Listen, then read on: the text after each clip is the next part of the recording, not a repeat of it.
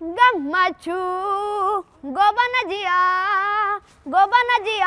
gammachu gobana jiya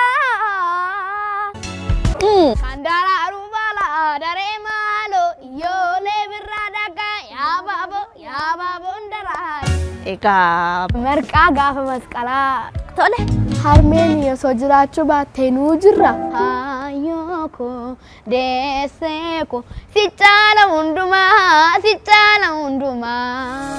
sanin alatti garu dandeetti adda addaa yoo qabaatan puta tokko angalama rafadheeraan so barachu baanneeraanne arraasin teenyu turre tole kutaa sadiitti sadaffaan bee kutaa afuritti lamaffaan bee Manumu barumsa kiyyatti bareeda. Mee chaanaliin ol bee Nigaammee isiniif maal? Raajii dhugaa addunyaa kan barsiisu. Duudhaa fi falaasama Oromichaa kan duudhii fi Waashingitanuu qaree.